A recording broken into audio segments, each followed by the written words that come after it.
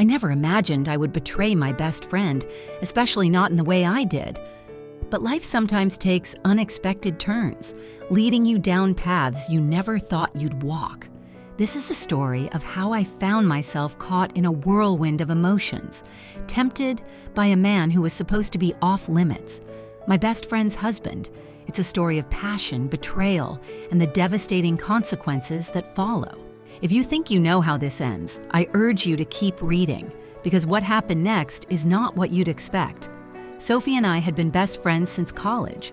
We shared everything, our hopes, our fears, our successes, and our failures. She was like a sister to me, someone I could trust with anything. We had been through so much together, and when she met Andrew, I was thrilled for her. He was the perfect match for her, handsome, successful, and utterly devoted. Their wedding was a beautiful affair, and I stood by Sophie's side as her maid of honor, genuinely happy for the life she was about to start with him. Andrew and I got along well from the beginning. He was charming, intelligent, and had a way of making everyone around him feel comfortable. Over the years, we grew closer, as friends do when they're brought together by a mutual love for someone else. We would often hang out together, the three of us, and I never thought anything of it. He was Sophie's husband, after all, and I saw him as an extension of her. But things began to change when Sophie and Andrew started having problems in their marriage. It wasn't anything dramatic at first, just the normal stresses that come with life: work, finances, the pressures of trying to start a family. Sophie confided in me about their struggles, her frustrations, and her fears that their marriage wasn't as strong as it once was. I tried to reassure her, to offer advice and support, but I could see the toll it was taking on her. Andrew, on the other hand, seemed to be handling it well, or at least that's what I thought. He never complained, never let on that anything was wrong, but there were little signs, moments when I noticed the tension between them, the way they seemed to be drifting apart. I wanted to help, to be there for both of them, but I didn't know how. Then came the night that changed everything. Sophie was out of town on a business trip, and Andrew invited me over for dinner. It wasn't unusual. We had done this before, just the two of us. We would have dinner, watch a movie, and talk about life. But that night felt different. There was a tension in the air, an unspoken something between us that neither of us acknowledged, but both felt acutely. We talked over dinner, the conversation flowing as it always did. But as the night wore on, I noticed the way Andrew was looking at me, the way his eyes seemed to linger on mine just a little too long. I tried to ignore it, telling myself I was imagining things, but the feeling in the pit of my stomach told me otherwise. After dinner, we moved to the living room, each of us with a glass of wine in hand. We sat on the couch, the silence between us heavy with unspoken words. I could feel the distance between us shrinking, the tension building with every passing minute. "I feel like we don't talk as much as we used to," Andrew said suddenly, his voice quiet but filled with something I couldn't quite place. I looked at him, surprised. "What do you mean? We talk all the time." He shook his head, his eyes searching mine. "Not like we used to, not like this." There was something in his gaze, something that made my heart race in a way it shouldn't have. I tried to brush it off, to ignore the way I was feeling, but it was impossible. The pull between us was too strong, too powerful to deny. "I've missed this," he continued, his voice barely above a whisper. "Just being able to talk to you, to be with you." My heart skipped a beat, and I felt a flutter in my chest that I hadn't felt in a long time. I told myself it was just the wine, that I was reading too much into his words, but deep down, I knew that wasn't true. I missed it too. I missed the ease of our conversations, the way he made me feel like I was the only person in the room. "I've missed it too," I admitted, my voice soft. Andrew reached out and took my hand in his touch sending a jolt of electricity through me. "Can I tell you something?" he asked, his eyes locked on mine. I nodded, my heart pounding in my chest. "Of course." He hesitated, as if searching for the right words. "I can't stop thinking about you," he finally said, his voice trembling slightly. "I know I shouldn't, but I can't help it." His words hit me like a ton of bricks, and I felt a rush of emotions I couldn't begin to untangle. This was Andrew, my best friend's husband, the man who was supposed to be untouchable. How could I feel anything for him? How could I even entertain the thought of betraying Sophie like this? But even as the guilt gnawed at me, I couldn't deny the pull I felt toward him, the way he made me feel alive in a way I hadn't felt in years. I knew it was wrong, so wrong, but the temptation was overwhelming. "Andrew, we can't," I began, my voice trembling. He nodded, his grip on my hand tightening. "I know, believe me, I know, but that doesn't change how I feel." His confession sent a thrill through me, but it was quickly followed by a wave of guilt so intense it nearly took my breath away. I had to stop this before it went any further, before we crossed a line we could never uncross. "We need to go," I said, pulling my hand away from his. "This isn't right." Andrew looked at me, his expression filled with a mix of regret and longing. "You're right," he said softly. "I'm sorry, I shouldn't have said anything." But the damage was already done. The words had been spoken, the feelings laid bare, and there was no going back. We left the living room in silence, the tension between us thick and suffocating. I knew I should have ended it there, should have walked away and never looked back, but I couldn't shake the feeling that something had changed between us, something that couldn't be ignored. The next few weeks were a blur of confusion and guilt. I tried to avoid Andrew, to put some distance between us, but it was impossible. We were bound by our connection to Sophie, by the life we had all built together. And every time I saw him, every time our eyes met, the tension between us grew stronger, the unspoken feelings more intense. I found myself thinking about him more and more, replaying our conversations in my mind, wondering what it would be like if things were different. It was a dangerous game I was playing, one that I knew could only end in disaster, but I couldn't stop myself. I was drawn to him in ways I didn't understand, in ways I knew I shouldn't feel. Then came the night that changed everything, again. Sophie was out of town once more, this time visiting her parents for the weekend. Andrew called me, asking if I wanted to come over for dinner. I hesitated, knowing it was a bad idea, but I couldn't bring myself to say no. I told myself it was just dinner, just two friends catching up, but deep down, I knew it was more than that.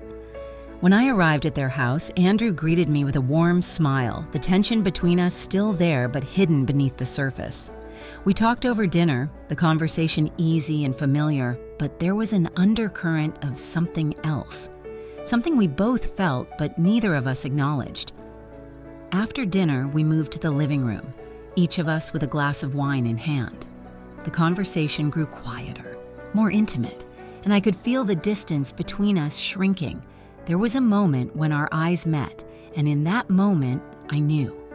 I knew that if I didn't leave, something was going to happen, something that would change everything. But I didn't leave. Instead, I stayed. And when Andrew leaned in to kiss me, I didn't pull away. The kiss was soft at first, almost hesitant, as if we were both giving ourselves a chance to stop before it went too far. But neither of us stopped. The kiss deepened, became more urgent, and all the emotions I had been trying to suppress came rushing to the surface. We ended up in the bedroom, our clothes discarded in a trail from the living room to the bed. What happened next was a blur of passion, of tangled limbs and whispered words, of emotions too intense to contain. It was exhilarating, intoxicating, and for a few brief hours, I forgot about everything else. I forgot about Sophie, about the betrayal, about the consequences. All that mattered was the way Andrew made me feel, the way he seemed to fill a void I hadn't even realized was there. But when it was over, reality came crashing down around me. I lay in bed staring at the ceiling as the weight of what I had done settled over me like a heavy blanket. I had just slept with my best friend's husband. I had betrayed the person I loved most in this world, and there was no way to undo it. Andrew reached out to touch my arm, his fingers gentle as they traced along my skin. "Are you okay?" he asked, his voice filled with concern. I nodded, but the truth was far from that simple. "I'm fine," I replied softly. though the words felt hollow, even to me. But I wasn't fine. How could I be? I was overwhelmed by the gravity of what had just happened, the reality of the line we had crossed. I had betrayed my best friend, the one person in the world who had always been there for me, and I did it with the man she loved. The guilt was suffocating, a heavy, inescapable weight pressing down on me. Andrew seemed to sense my turmoil and tried to pull me closer, his arms wrapping around me as if to shield me from the storm that was raging inside me. But instead of finding comfort in his embrace, I felt a fresh wave of panic. This wasn't where I was supposed to be. This wasn't who I was supposed to be. "I'm sorry," he whispered, his voice thick with emotion. "I never meant for this to happen." The sincerity in his voice only made it worse. I knew he cared about me, that he was struggling with his own feelings of guilt and regret, but that didn't change the fact that we had both done something unforgivable. We had shattered the trust of someone who loved us, someone who didn't deserve to be hurt this way. "We can't do this," I finally said, my voice barely more than a whisper. "We can't keep doing this, Andrew. It's wrong." He nodded, his expression filled with a mixture of regret and sadness. "I know, but I can't just pretend like what happened doesn't mean anything."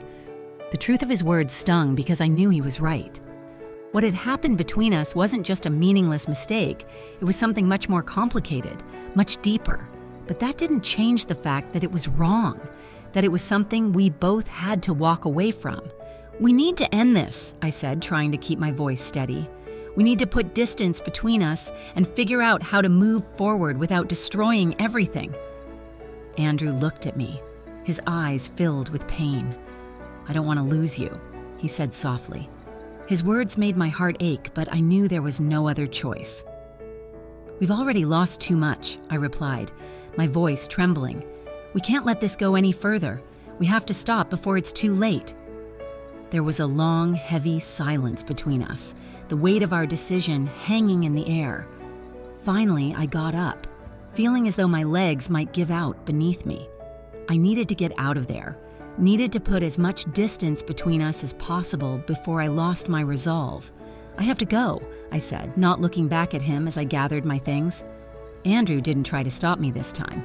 He just watched in silence as I dressed quickly, his expression unreadable. I could feel his eyes on me, and it took every ounce of willpower I had not to break down completely. When I was finally ready to leave, I turned to him one last time, my heart aching with the weight of what we were leaving behind. "Please don't hate me," I whispered. He shook his head, his eyes filled with sadness. "I could never hate you," he replied softly, "but I do hate what this has done to us, to everyone." I didn't trust myself to speak, so I just nodded and turned to leave. As I stepped out into the cool night air, the reality of what had happened hit me like a tidal wave. I had just destroyed everything I held dear, my friendship with Sophie, my sense of self, my own integrity. And for what? A fleeting moment of passion that was now tainted by guilt and regret. The drive home was a blur. My mind raced with thoughts of what would happen next, how I could possibly face Sophie, how I could live with myself knowing what I had done. The guilt was unbearable, a constant knot in my stomach that refused to go away. For days I tried to avoid Sophie, making up excuses every time she called or wanted to see me. I couldn't look her in the eye, couldn't bear the thought of her finding out the truth. But the guilt was eating me alive, gnawing at me every second of every day. I knew I couldn't keep this secret forever, but I didn't know how to tell her, how to confess to something so horrible without destroying her completely. And then, the inevitable happened. It was a Saturday afternoon, and I was at home, trying to distract myself with work, when my phone buzzed with a text from Sophie. She wanted to meet up, said she needed to talk. My heart sank as I read her message, the pit in my stomach growing. I knew what this meant. I knew she had found out. I arrived at our usual cafe, my heart pounding in my chest. Sophie was already there, sitting at a table by the window. She looked up as I approached, and I could see the pain in her eyes. She knew.